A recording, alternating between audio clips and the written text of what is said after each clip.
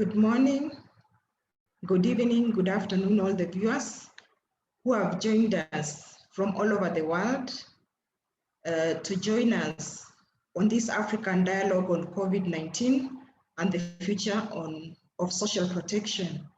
We are going to have the first session today, Voices of Africans Affected by the COVID-19 Crisis. And we'll share, there'll be voices sharing experiences on the impacts of COVID-19 on the incomes, livelihoods, and well-being of various segments of African populations. My name is Cyrilla Hay, who will be your moderator for now. I welcome you all and all protocols observed. So as we continue, I would like to welcome all of you and just to inform you that you can be able to listen in the interpretation. There is the Portuguese language, there is French, there is English. You need to click on the button which you can comfortably be able to listen on. So you make sure that your mute buttons are on and you only turn on the mute button, the button if you really have to speak. There's a Q&A session, there's a Q&A button where you will be able to send in all your questions so that the panelists can be able to respond to your questions. You are all most welcome. And at this time, I would like to welcome Lefoko, who will be able to give us a brief. Lefoko is from Lefoko Nengomash. Kesamang is from the AU Secretariat. He will welcome us with the opening remarks. Welcome, Lefoko Kesamang.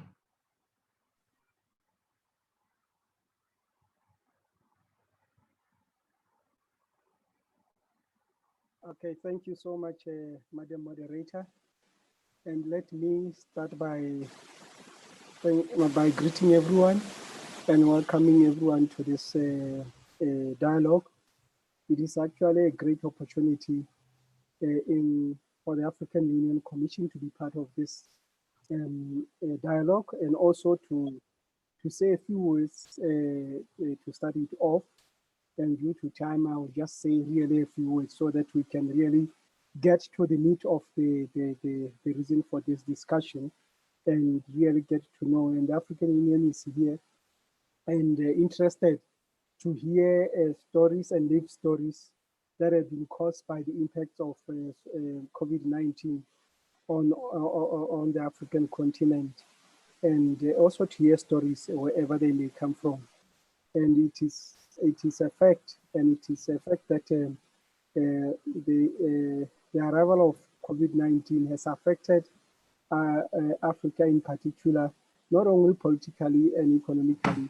It has actually exacerbated other problems that we have been having of marginalization, especially marginalized groups. It has affected them more, and women in particular, and girls in this area.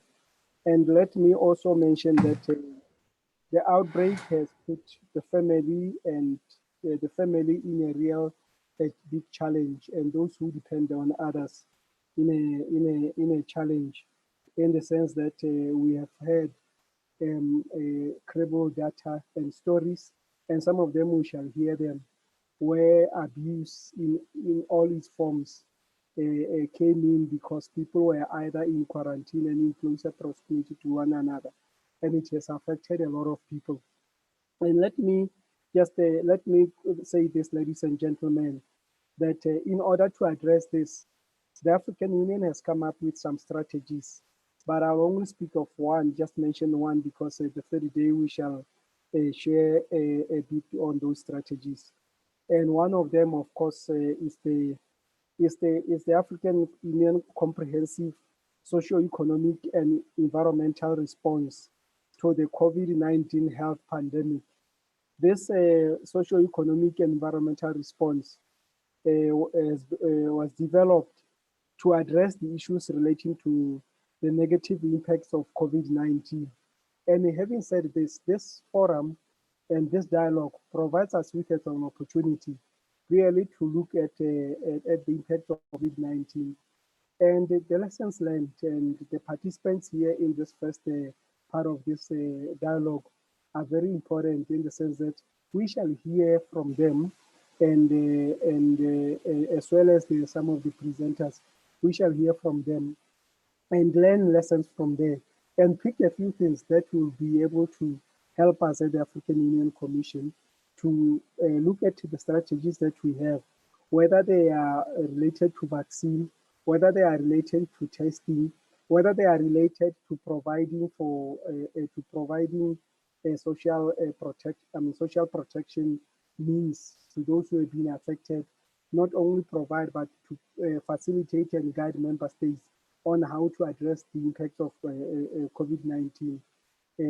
on the populations of each member state. This will be very, very, very, very important. And let me end by saying that it is very, very important that we dialogue, we talk together, and we look forward to the way we can be able to defeat this monster.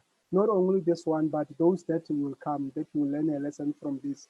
And this has given an opportunity to non-state actors to interact and also to be visible, because the rest that we've been having is either our governments dialoguing among themselves, or international organizations and regional organizations dialoguing among themselves.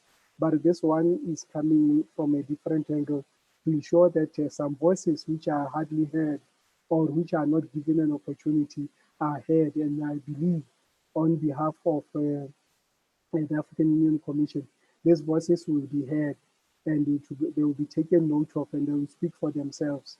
And having said this, distinguished experts, ladies and gentlemen, let me wish and reaffirm the Commission's commitment to ensure sustained political will and continuous coordination and harmonization of all the efforts to achieve our desired goals of ensuring the inclusion of all for the Africa we want, an Africa that does not leave anyone behind, especially during this time of the pandemic. I would like to conclude by saying thank you, ladies and gentlemen, thank you all participants, and especially those of the voices of children and the voices of marginalized groups that we shall hear. Thank you, Madam Moderator, on behalf of the Commission and on behalf of the Director of the Department of Health, Humanitarian Affairs and Social Development, as well as the Commissioner and the Chair of the Commission. Thank you.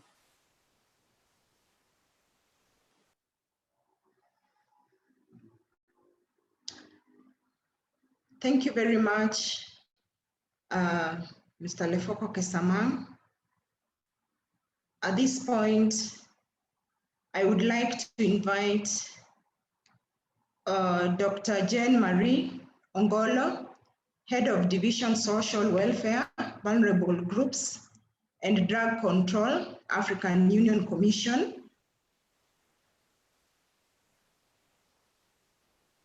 That was Dr. Jane Ongolo speaking. I was okay. On her behalf, yes. Thank you. Thank you for that clarification. At this time, I would like to welcome the voices. We would like to hear directly from children, informal workers, and older people that had been affected by COVID-19. So I give this chance to the children to be able to share their experiences on the impact that COVID has had on children. And then after that, I'll give a chance to the informal workers and then older persons. You are most welcome.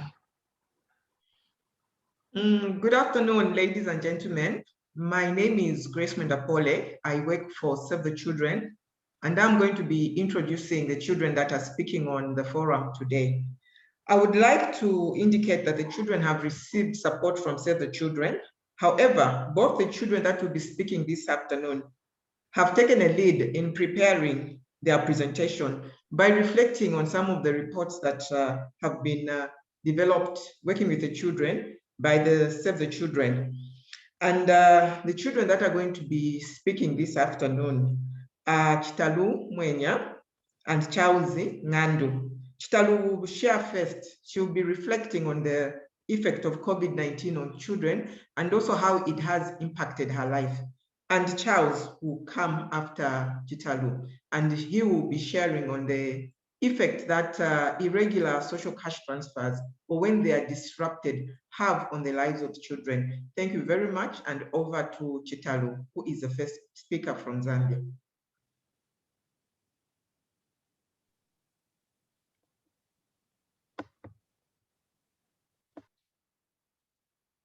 My name is Mwenya. I'm in grade 8 and I'm 13 years old. I live in Mibenge community in Mufwanyama district.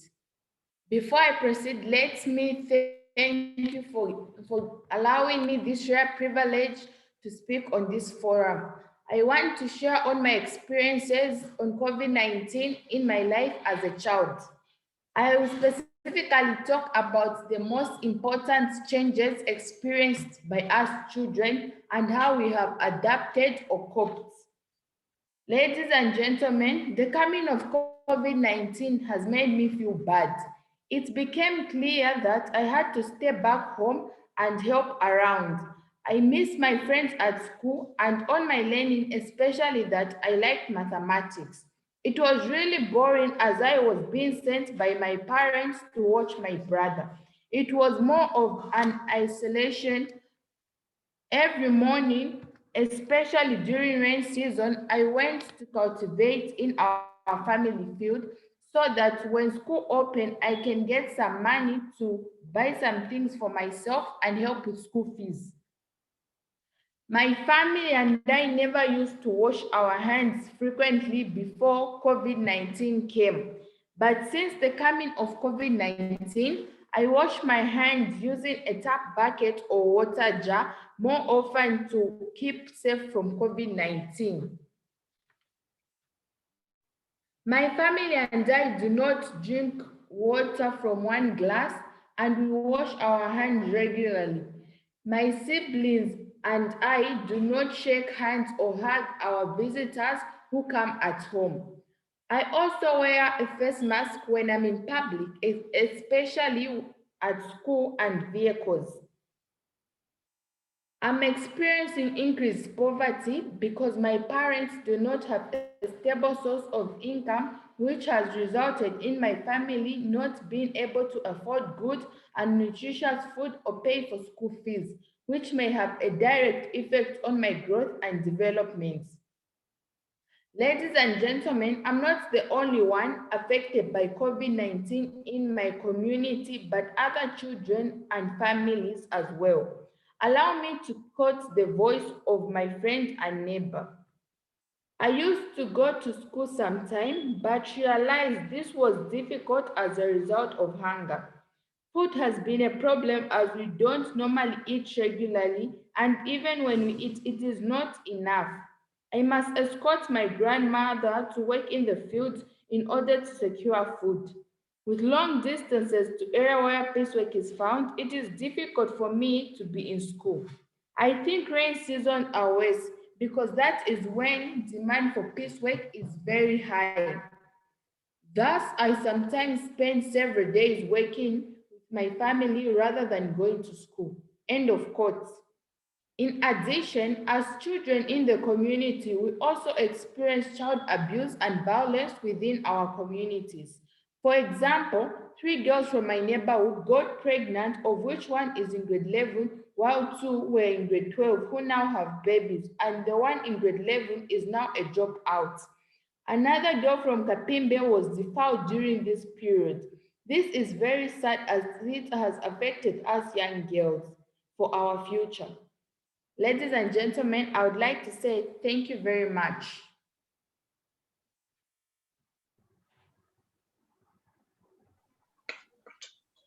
Okay. Thank you very much. We have heard from the child. Thank you for sharing your experience during COVID-19. And now I want to take this opportunity to welcome a So there's representative. another child, Charles. There's Okay, another okay. child that is speaking, Charles. Yes. Okay, thank you very much. My name is Charles. I am 17 years old and I'm in grade 10 at Mivenge Secondary. I live in Mivenge community in Fanyama district on the Copper Belt province of Zambia. I'm coming from a social cash transfer household. I would like to talk on my experiences on social cash transfer payments in Zambia.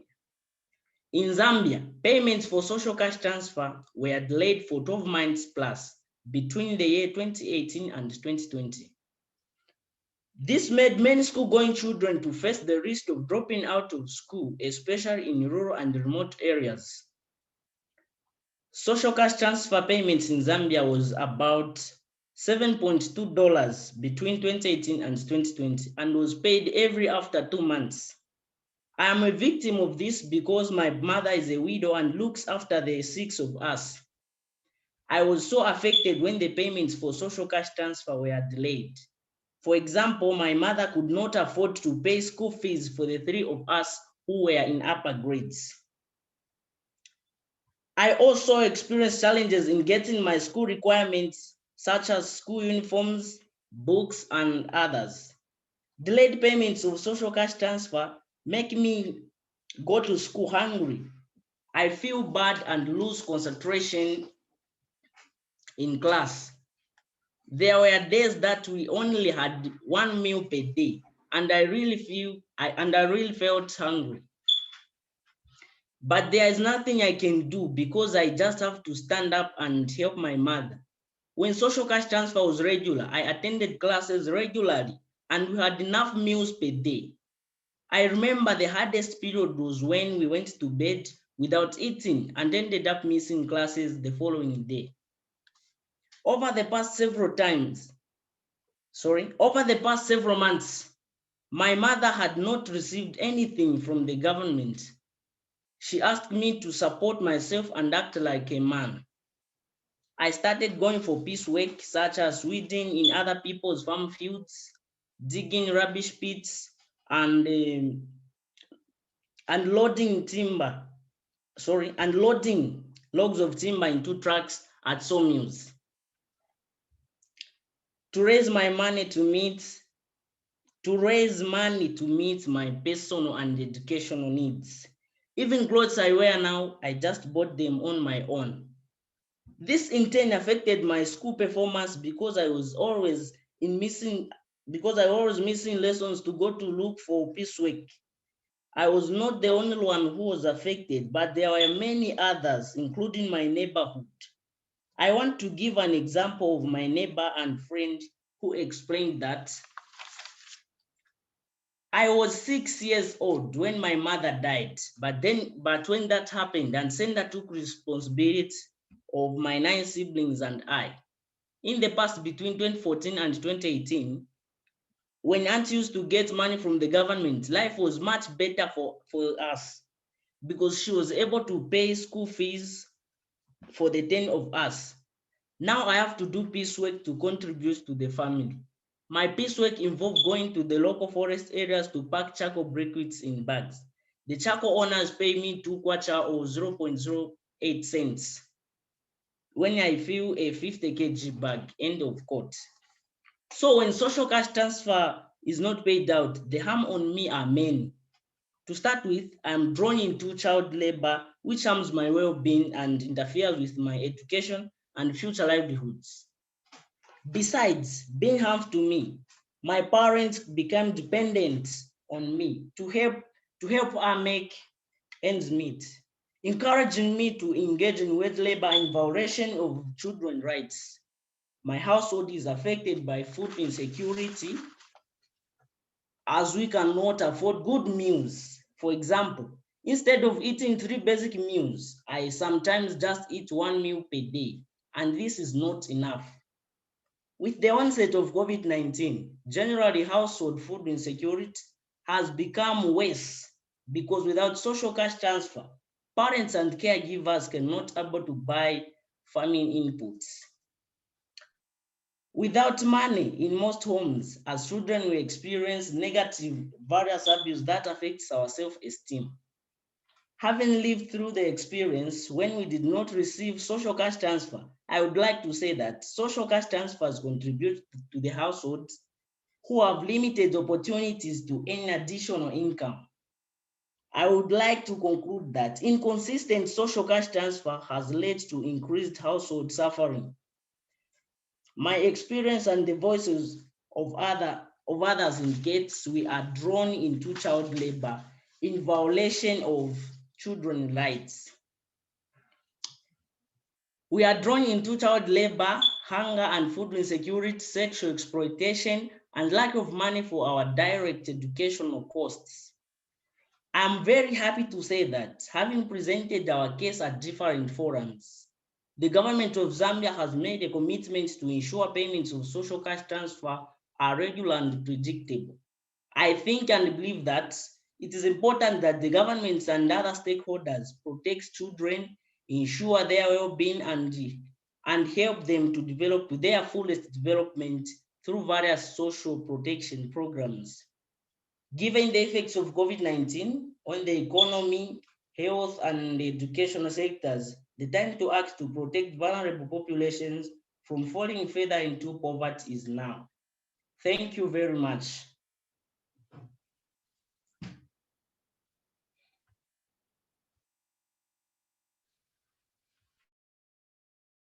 Thank you very much.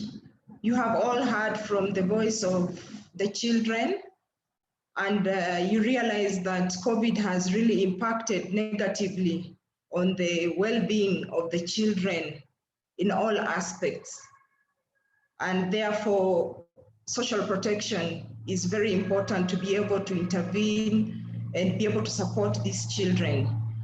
At this moment, I would like to welcome an informal worker, a representative from the informal workers, Diouf, head of the informal economy department at the Confederation, Nationale du Senegal, and council member of StreetNet International, to be able to speak for 5 minutes. Welcome.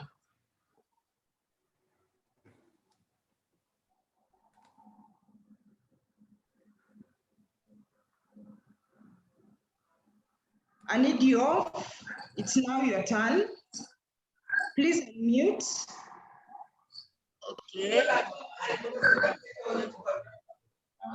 D'accord. Bonjour, chers camarades. Je suis Annie Diouf. Je m'en vais vous faire une présentation au nom de WEGO. Et je crois que la pandémie de la COVID-19 sur les travailleurs, concernant l'impact de la pandémie sur les travailleurs de l'économie informelle. Sachant que, bon, je vais me référer sur l'exemple de mon pays, où la stratégie d'adaptation nationale du gouvernement concernant la protection sociale porte sur plusieurs actes, dont le plus inquiétant pour nous est l'accompagnement du secteur informel pendant, durant et après cette COVID-19. Dans notre pays, quand même, nous avons eu la chance que la pandémie est en train de beaucoup régresser, mais ça ne veut pas dire que la pandémie a complètement disparu. Toutes les stratégies tendant à changer la vie des populations actives ont démontré que le programme de l'État se focalise particulièrement sur le secteur formel à travers des régimes contributifs au détriment des acteurs de l'économie informelle, surtout en ce contexte de pandémie 19. Cette pandémie, qui a fait des ravages à travers le monde et mis à genoux toutes les économies, n'a pas épargné les travailleurs de l'économie informelle dans sa généralité, mais plus particulièrement les vendeurs et vendeuses de rue et de marché. Cette couche vulnérable, qui ne bénéficie d'aucun statut juridique, a subi le choc de la COVID-19 d'une manière extrêmement violente qu'elle n'est pas prête à se relever. L'État du Sénégal, réaction face au Covid, a dépensé une somme de 69 milliards de francs pour soutenir des ménages en denrées alimentaires et services comme l'électricité et l'eau. Mais la manière dont cette aide a été distribuée n'a fait mettre à nu les inégalités existantes dans la gestion des populations au Sénégal. La méthodologie de ciblage des bénéficiaires démontrant nettement que les travailleurs de l'économie informelle ne font point partie des priorités du gouvernement. Des pères et des mères de famille ont été chassés de leur lieu de travail, que sont les rues et les marchés, par des déguerpissements sans pitié et accusés d'être les vecteurs de la maladie sous prétexte que les marchés sont sales et permettent au virus de se transmettre facilement.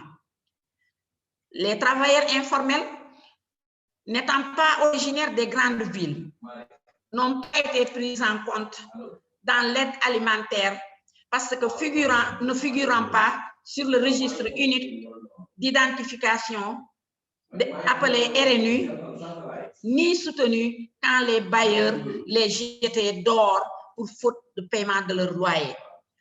Beaucoup de familles se sont disloquées pendant la période de confinement. Elles ont été chassées de leur logement pour cause de non-paiement de loyer.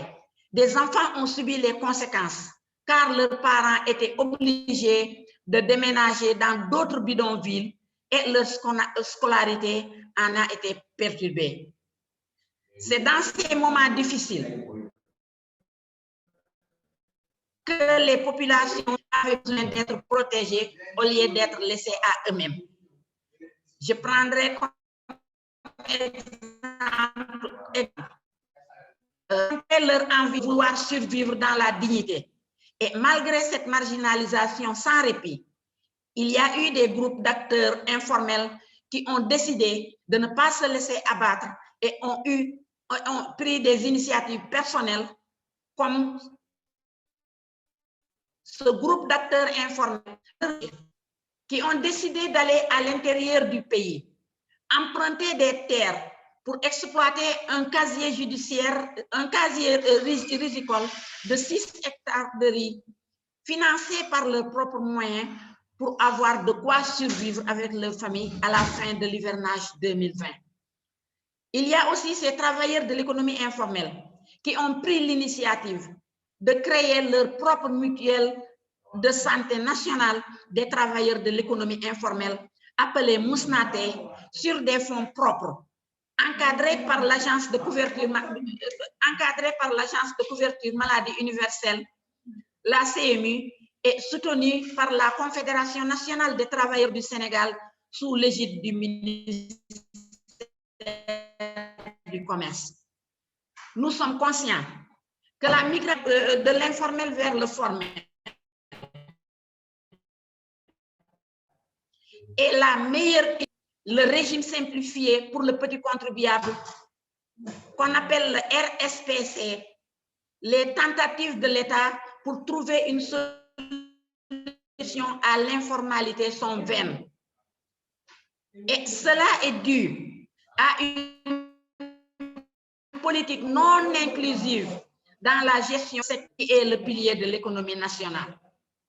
En conclusion, les États membres doivent comprendre que la protection sociale pour tous est un droit humain. Nous avons l'obligation de la matérialiser auprès des institutions internationales par la ratification et l'application des normes internationales. Les États membres doivent favoriser les approches inclusives dans la prise de décision des travailleurs de l'économie informelle en particulier. Comme indiqué dans le PSE de notre pays, le plan Sénégal émergent, Nous attendons avec impatience la promesse d'appropriation de l'initiative pour un socle de protection sociale garantissant un meilleur accès aux services essentiels et aux transferts sociaux pour les plus pauvres et les plus vulnérables en articulation avec la stratégie nationale de protection sociale. Je vous remercie de votre aimable attention. Je suis Madame Annie Diouf, donc c'est moi qui ai fait cette présentation. Merci.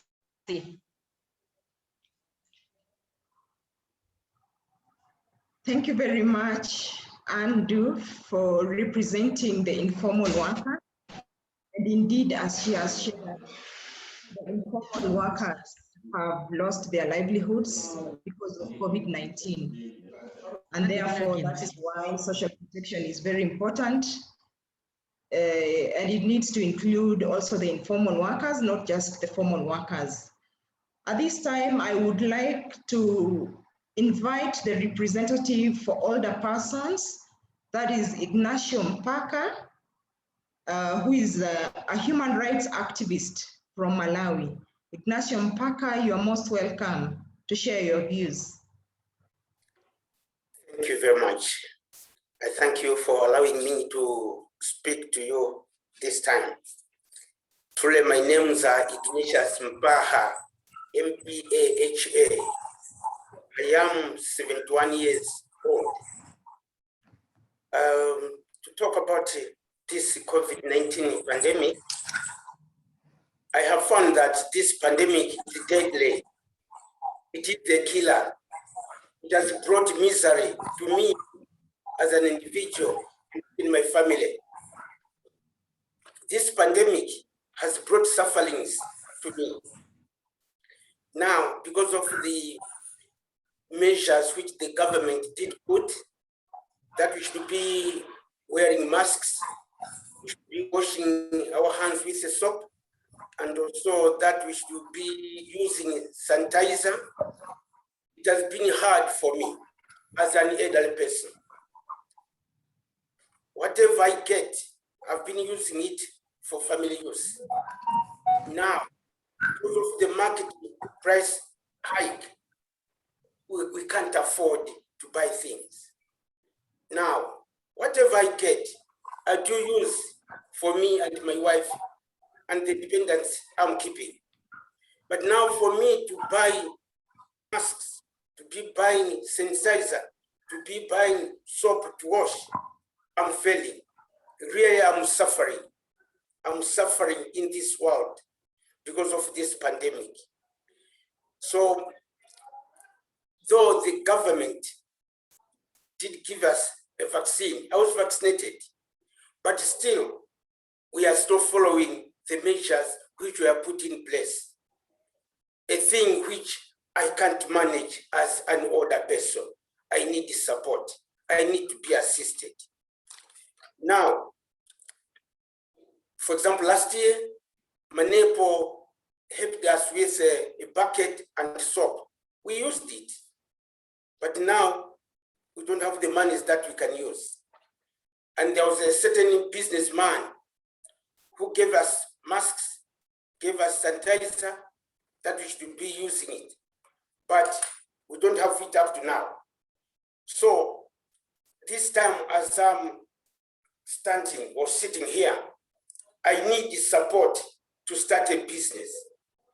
If I could be assisted, if I could have access to money, I could start a little business. And with that business, because at my place I've got a space, I can be buying, I can be selling sugar, I can be selling commodities, I can be selling rice, I can be selling beans, that I can get something. Now, what I'm facing right now is not on. I'm really suffering. Now, as an older person, I'm really suffering. I really need assistance. So what I'm facing, other older persons are also facing the same. So if there are people who can assist the elderly, who have no strength, where they can't get anything from there or money from somewhere. Please, let this world, let this country, let people who are well-to-do to assist the elderly. Our elderly, including me, we are really suffering. We are really suffering. Thank you. Thank you.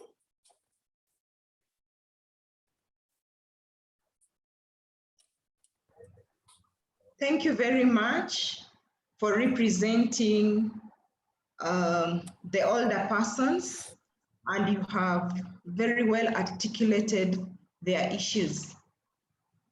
And I would like to urge those who are on call this morning, afternoon, or evening, wherever you are tuned in from, to feel free to share your questions by clicking on the Q&A button so that the panelists can be able to respond to your questions before the end of this session. At this time, I would like to invite Precious Gonga, who is the Program Manager, Rights-Based Social Protection from FACE, that is Friedrich Ebert Stiftung from Zambia, to be able to do a summary and reflections on the impact of COVID-19 on different African population groups. Precious, you're most welcome. Please go ahead. Thank you so much. Thank you so much. Greetings to all you, my brothers and sisters on the continent and outside. I would like to also pay respect to the AU representative and the entourage, and also representatives of member states that may be listening or viewing to us this afternoon, depending on the time, wherever you are. The organizing team from the International Labour Organization, Help Age, APSP, Save the Children, WIGO, and my colleagues from Friedrich Ebert Stiftung. My name is Precious Mwonga, as she has introduced me. I'm the rights-based social protection project manager based in Lusaka, Zambia. I'll be failing in my duties if I do not echo the sentiments of FES and its mandate. FES is the oldest political foundation in Germany with a rich traditional background in terms of social democracy. We promote a free society based on values of solidarity, which offers all its citizens the same opportunities to participate on political, economic, social, and cultural levels in terms of attaining social justice. Today, as a rights-based social protection project, we find ourselves on this platform merely to share on the important issues that we handle around social protection, and also working with strategic institutions. We know that we can definitely put social security on a legal basis. Our goal really is to ensure that social protection is socially motivated, and also that the discourse on the economic development and potential of basic social security, poverty reduction, and democratic participation is put to a good cause.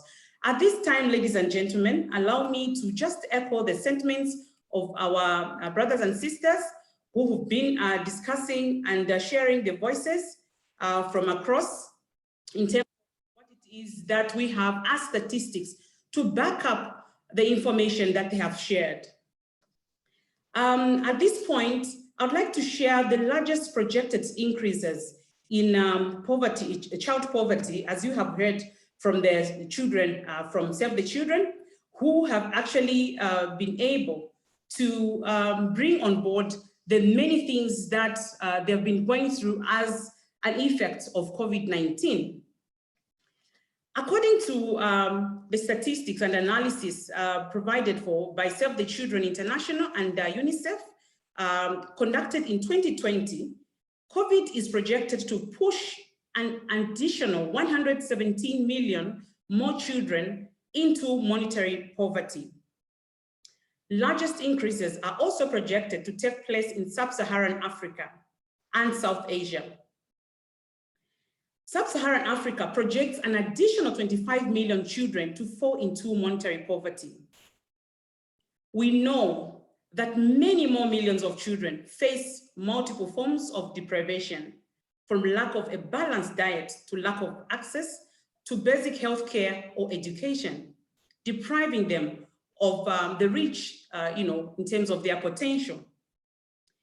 With even optimistic estimates suggesting most economies will only recover gradually in 2021, we do not expect to see the number of children living in poverty to return to pre-COVID levels anytime soon. Unless we take action to address this, COVID-19's most lasting legacy will be an unprecedented increase into not only the number of children living below national poverty lines, but also the number of children that experience multidimensional poverty, both now and for generations to come.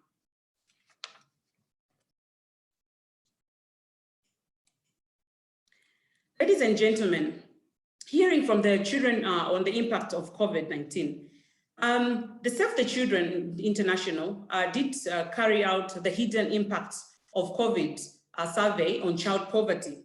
And of course, in terms of responses, 31,000 adults and public responses were collected, and 13,477 child responses were also collected. Of course, if you look at the statistics, about 69% of adult respondents, I beg your pardon, lost income, as you have already heard from the elderly person in Malawi, and also Diouf from Senegal. And also we note here that 71% of the female respondents lost income compared to 66% of their male counterparts. Again, the face of poverty and also COVID-19 has affected many people differently, with a face of female. 56% of female respondents lost their job compared to 48% of the male counterparts. This is unbelievable. The vast majority, which is estimated at 84% of adult respondents in urban areas, are still struggling to pay for food, as you have heard from the children in Zambia. If their parents are not able to get the food on the table, there's no any other way that the children can actually survive or get their food from anywhere else. And this is particularly for rural areas. It is sad, ladies and gentlemen, that a further 86% of respondents with disability are still struggling to pay for food. If you look at the children aspect, 57% of children reported an increase in domestic chores. You clearly heard from Charles and how he was able to get his clothing and also some food from time to time through domestic chores. Really, this is unacceptable. You can also see further, a 53% of children reported an increase in domestic duties. Is this the way we want Africa to go on? Certainly not.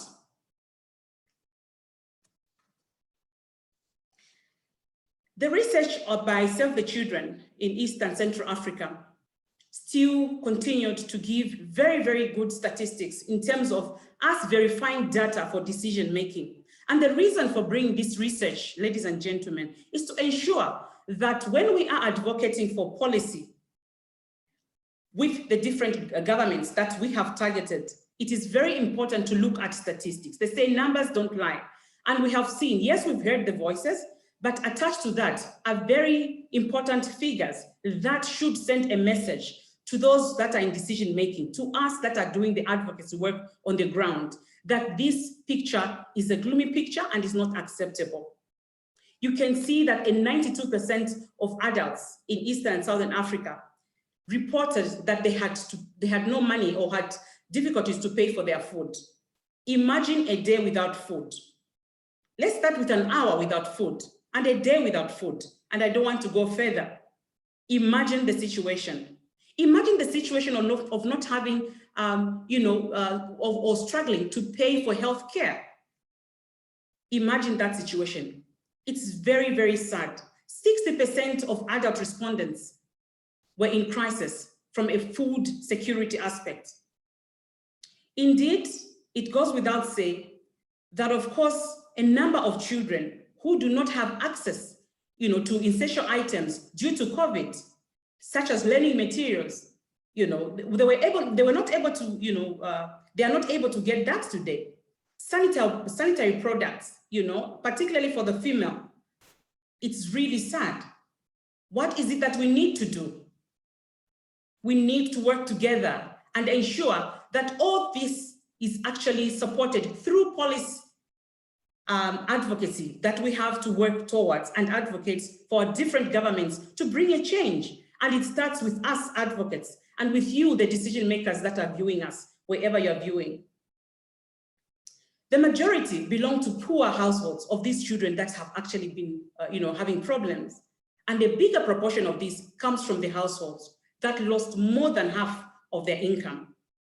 A significant portion of this actually live in the rural areas.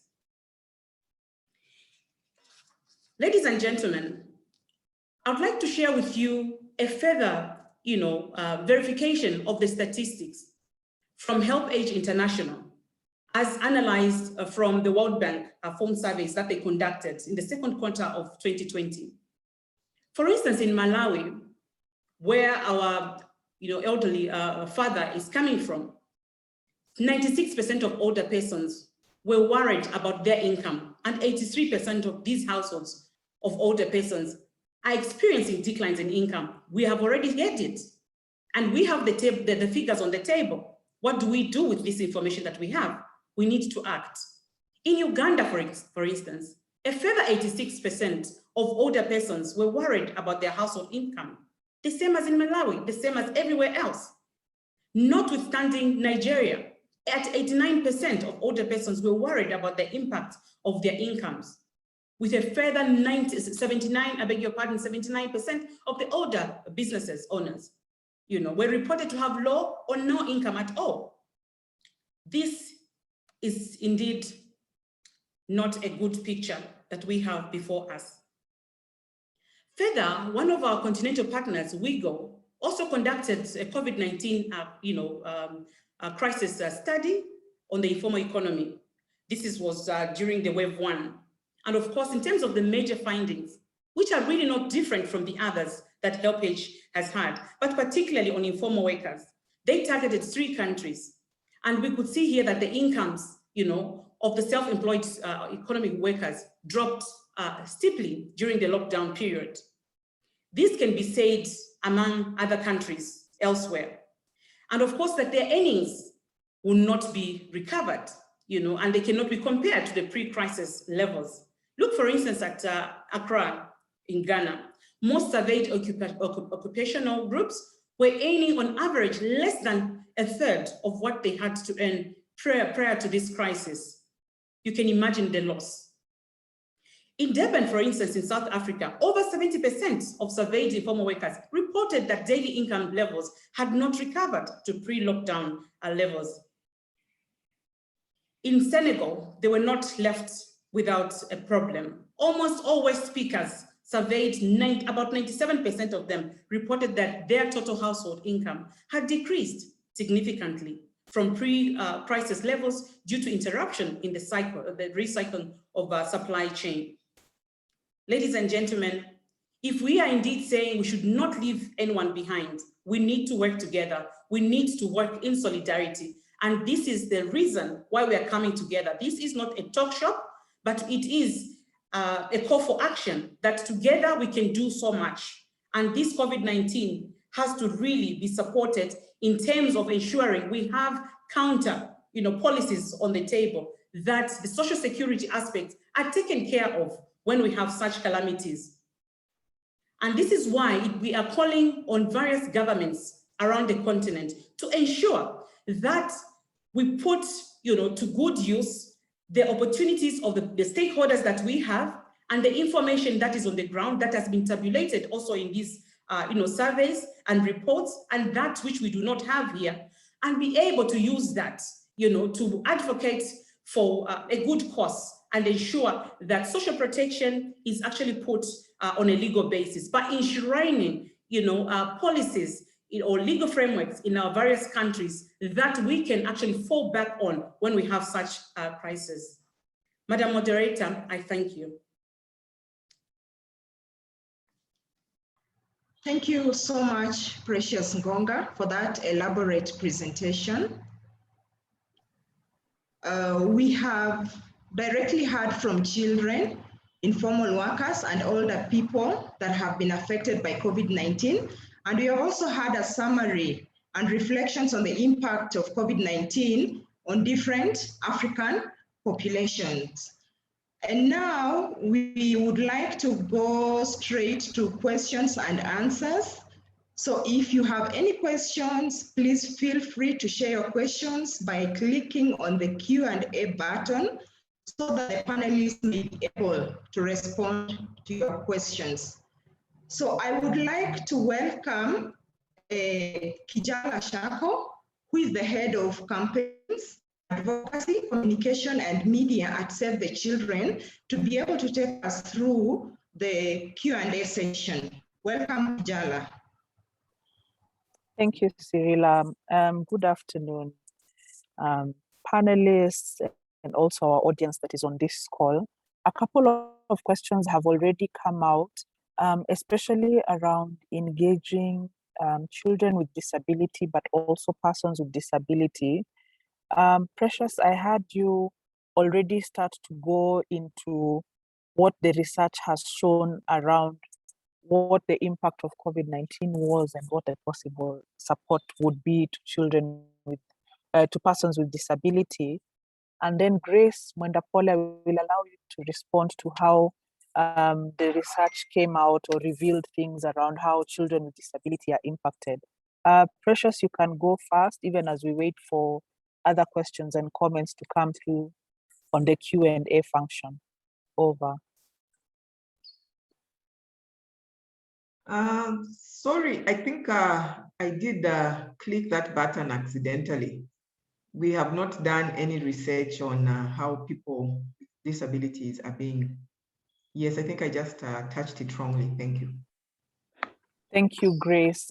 Precious, any insights? You mentioned it when you were going through the results of the research, but maybe we can now zone in on that and just say what unique challenges emerged and what social protection can do for persons who are differently abled. Over. Thank you so much. So I'll call upon my colleagues from Save the Children and Help Aid International, WIGO, also to come on board and respond to some of the questions. Thank you. I'll join later.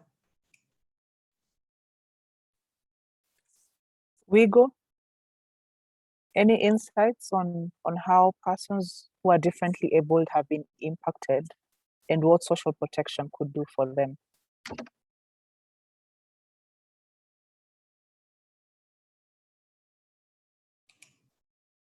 Hello, maybe let me go through while they come on board.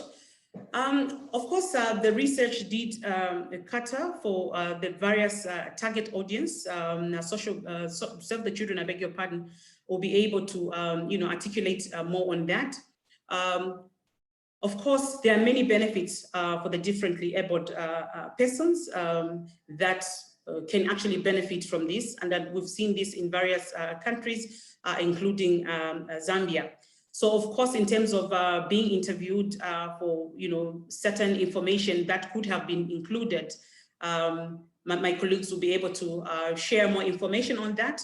But definitely, social protection is actually covering all different parts of Africa, and also different people, able persons from all walks of life. And social protection does not exclude, and it does cover for all sections of society. This is why we have the children coming on board.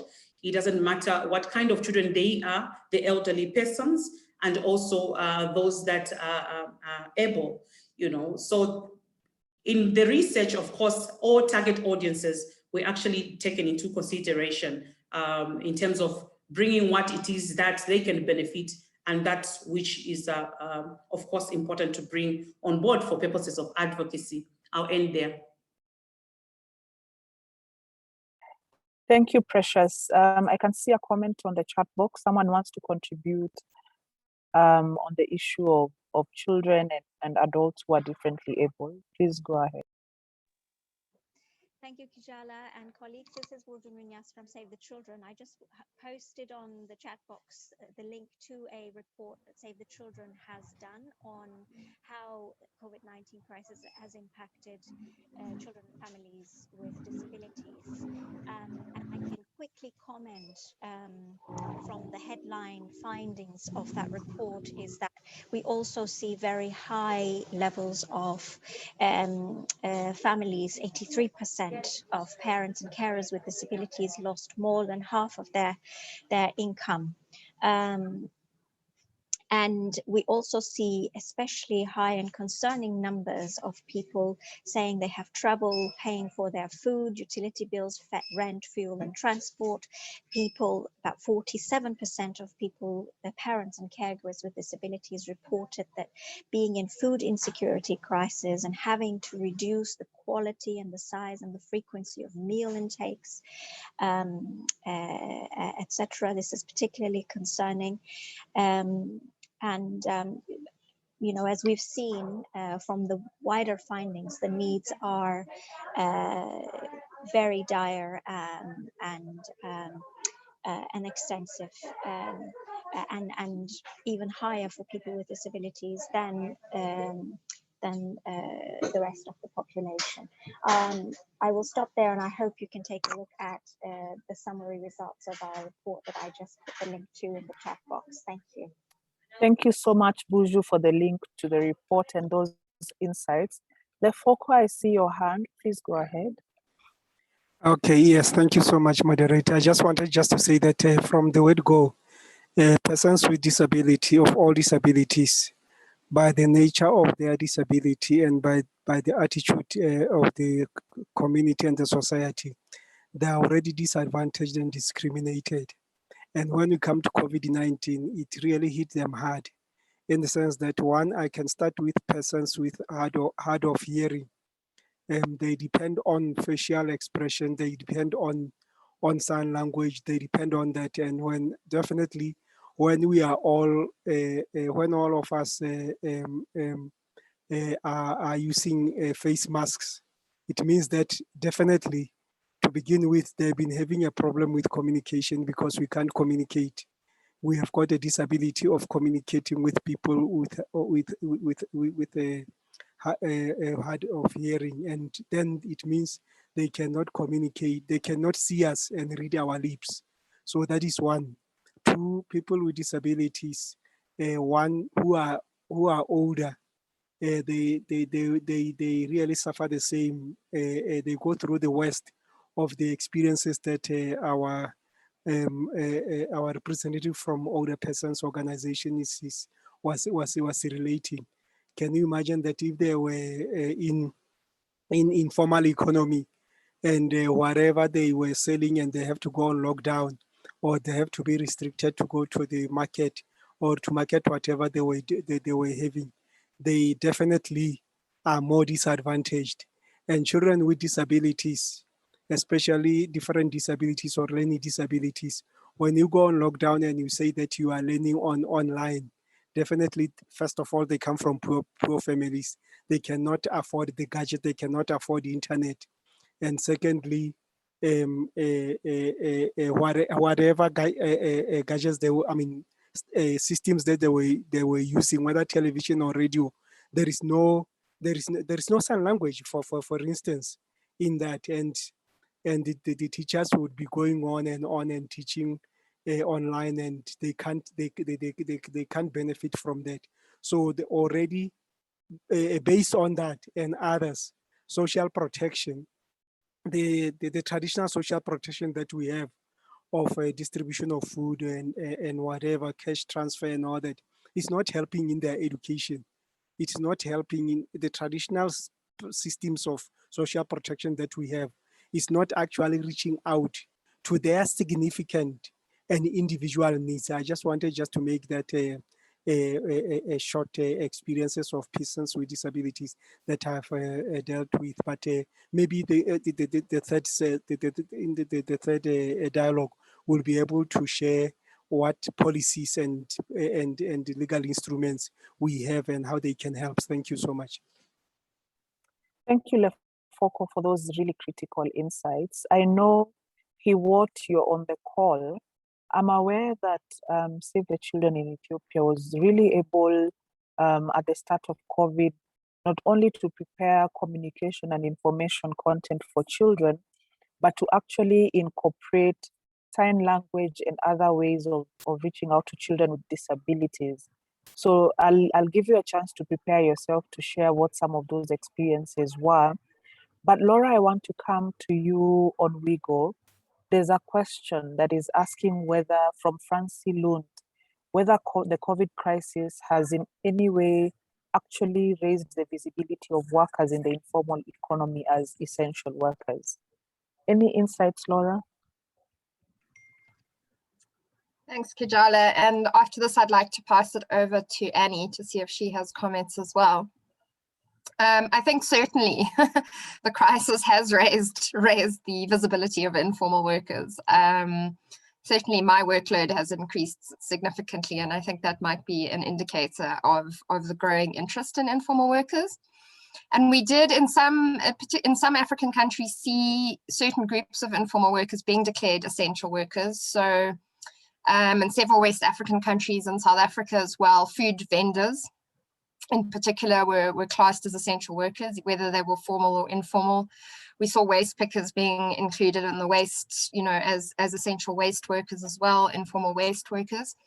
I think the issue though, is that despite them being labeled essential, it didn't seem to improve their conditions of work at all. So I've put a link in the chat box to our COVID-19 impact study. And I didn't give this data here, but one of the sort of very clear things that came out from the city studies was the extent to which informal workers were having to fund their own personal protective equipment, even though they had been declared essential workers by the state. There was very little support coming down to them in the form of actually being able to protect themselves.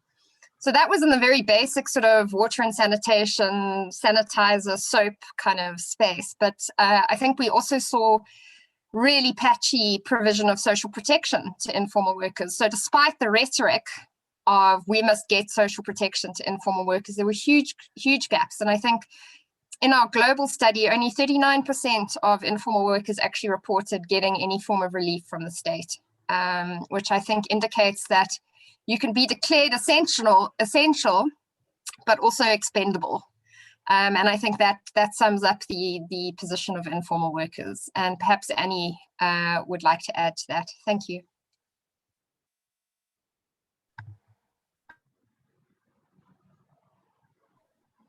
Annie, I think you can come on, and then after you, Madam Moderator Cyril, I'll hand the meeting back to you, as I don't see any additional questions or comments either in the Q&A box or the chat box. Over. Annie, are you able to proceed, or do we go back to the moderator? Cyril, I'll hand the meeting back to you. Over. Thank you very much, Kijala Shako, for the work.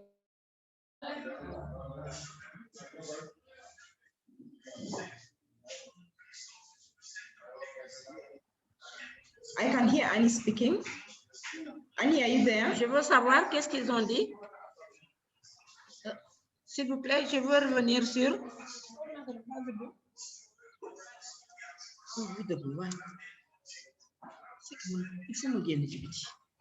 Annie, Hello? would you like to talk a bit more about how the visibility of informal workers in the COVID crisis, and whether it has raised the profile of informal workers as a result?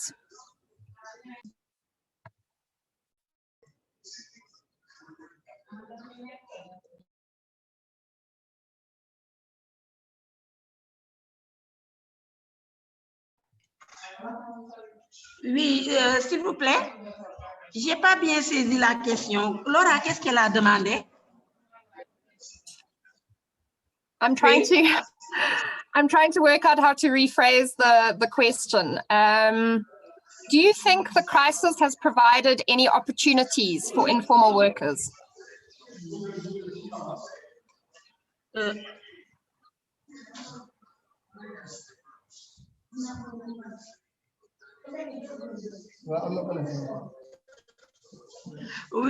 Dans ce sens, je vais répondre par oui, parce que la crise du COVID-19 a permis aux travailleurs de l'économie informelle de mieux comprendre que mieux vaut se prendre soi-même, essayer de se prendre soi-même en charge que d'essayer de dépendre sur des programmes étatiques qui traînent et qui ne sont pas du tout inclusifs. Donc, cela a permis quand même un sursaut. Et c'est comme l'exemple que je vous ai donné de ces travailleurs qui, au lieu d'attendre que l'État les aide à pouvoir se nourrir ou bien à nourrir leur famille, ils ont pris l'initiative quand même de s'organiser. Et je crois qu'aujourd'hui, l'alimentation et la nourriture étant la base de l'existence humaine, les acteurs de l'économie informelle ont compris maintenant que mieux vaut So I et guess surtout you are done with the presentation, Annie. Oui. Ah, je reviens. Oui, voilà. Donc c'est-à-dire qu'aujourd'hui, les travailleurs de l'économie informelle ont... Ça vient? Oui. Les travailleurs de l'économie informelle ont compris que, au lieu d'attendre une aide qui émane de l'État, mieux vaut se prendre en charge, essayer de se responsabiliser, tant même qu'on est dans l'informalité, mais essayer d'avoir un sursaut. L'exemple de ces acteurs que je vous ai énumérés tantôt. C'est-à-dire, il faut que la personne vive. Pour que la personne puisse vivre, il faut qu'elle puisse manger. Alors, nous, on a constaté que le focus doit être mené sur l'accompagnement des acteurs dans le changement de paradigme, comme on dit. Essayer de leur trouver des canevas, de pouvoir s'autoproduire dans la production alimentaire et surtout dans l'agroalimentaire. Ça, c'est quand même un constat qu'on a fait. Et nous, au niveau de notre please, organisation de base, so that you can be able to summarize, so that you can be able to proceed. Thank you.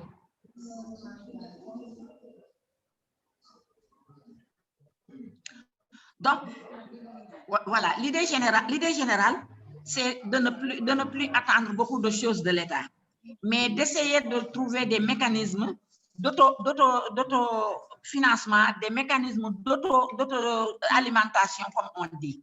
Donc, nous, c'est ce que nous avons trouvé comme un plus, une vision. C'est d'aller vers maintenant l'autonomisation des personnes par la transformation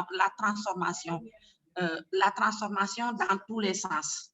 C'est-à-dire aider les femmes à pouvoir trouver par leurs propres moyens ou bien par des moyens de partenariat à trouver des moyens de subsister, des moyens de subsistance par la formation dans les métiers de transformation agroalimentaire, par la formation aussi dans d'autres métiers innovants, pour que ces travailleurs puissent se prendre en charge en attendant le processus gouvernemental. Okay, thank you very much, Annie. I guess you are done with sharing your views. Thank you very much for those views. I will now take this opportunity to call upon Mr. Lefoko Kesamang, who is the Senior Social Welfare Officer, African Union Commission,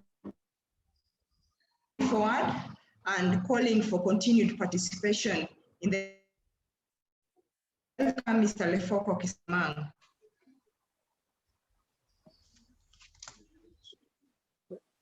Thank you. Thank you so much. Let me take this opportunity to thank my colleagues that we have been working together that we've been working together, the consortium that we've been working together to bring this together. And it is a great achievement, something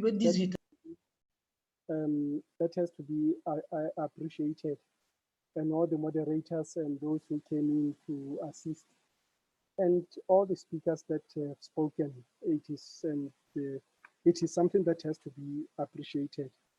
And I would like to say that this is a very important and critical dialogue, and it is unique to me, as I have been discussing during the time when we were planning this, in the sense that we have taken cognizance of the voices of people who are affected and impacted negatively.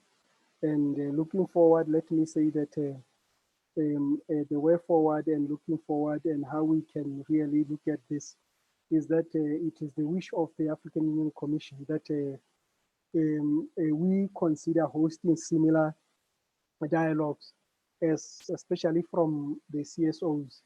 We consider hosting these dialogues at national level with our governments and really discuss these issues, because they affect us. They affect us directly, and we feel we have got personal experiences.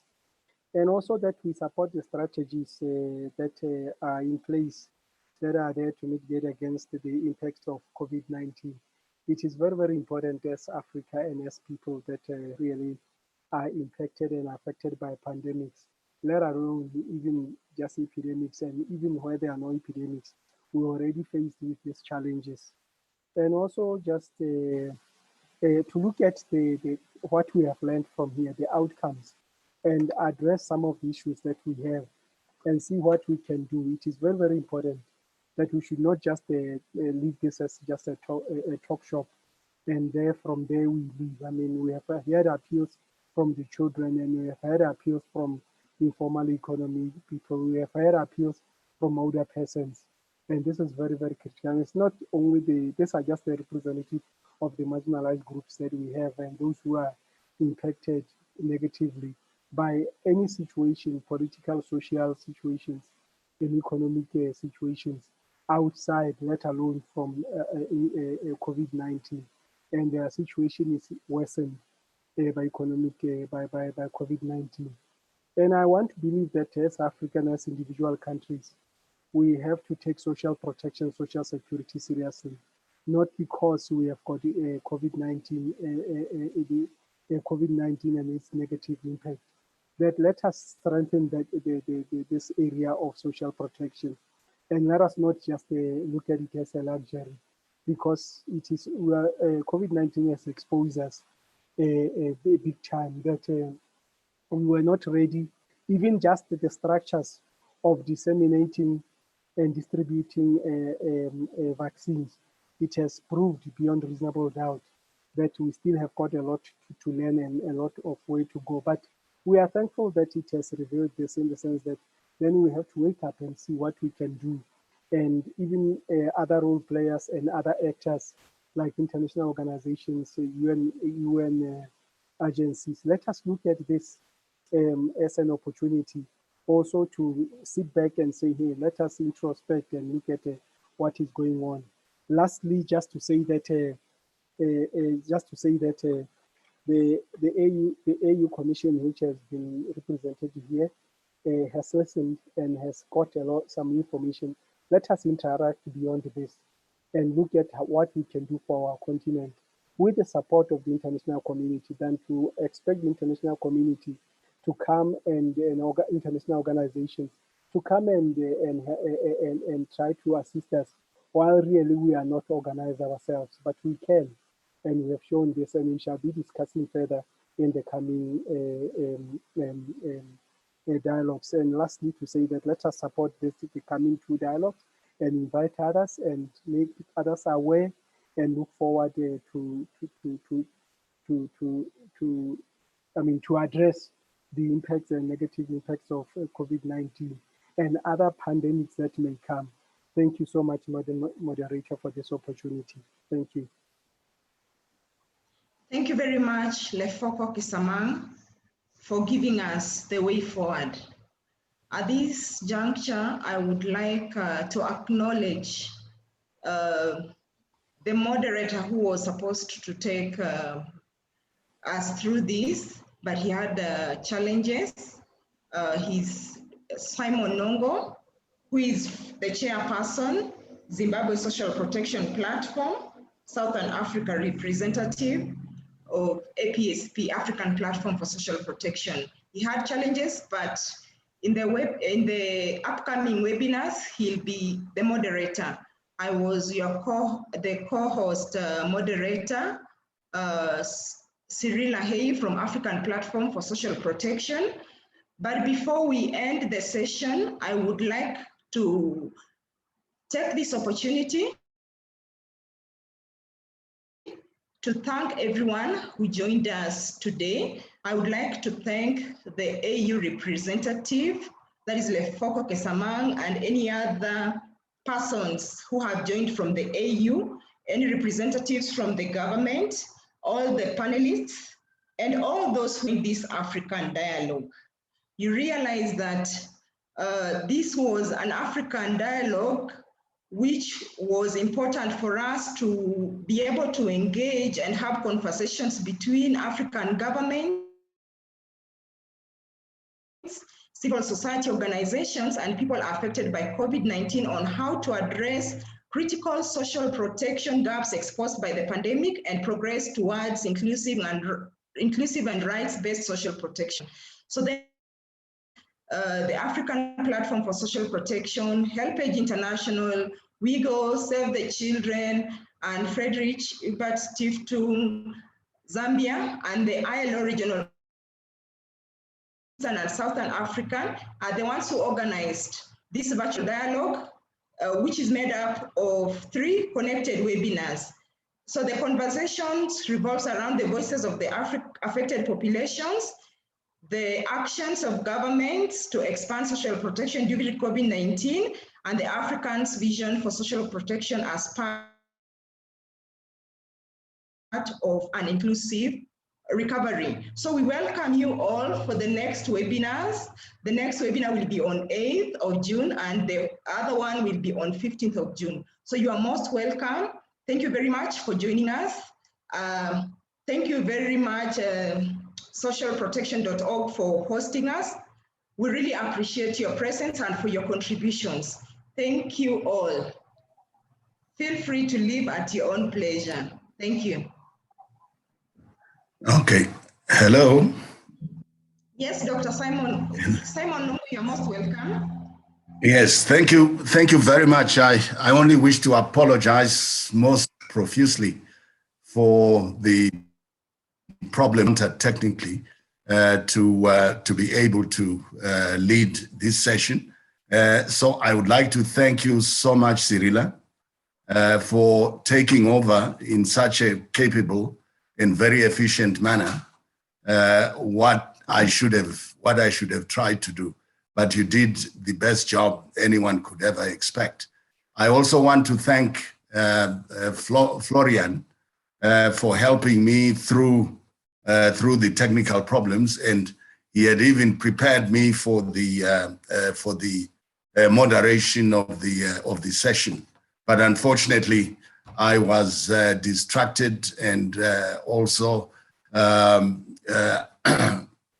was disrupted by the technical challenges. But I hope to jump into your shoes, as it were, for the next session. Thank you very much, and once again, very sorry for the mishap. Thank you. Thank you very much. You're most welcome. You'll be able to continue. Thank you very much. Thank you. Yes. Thank you very much. Thank you.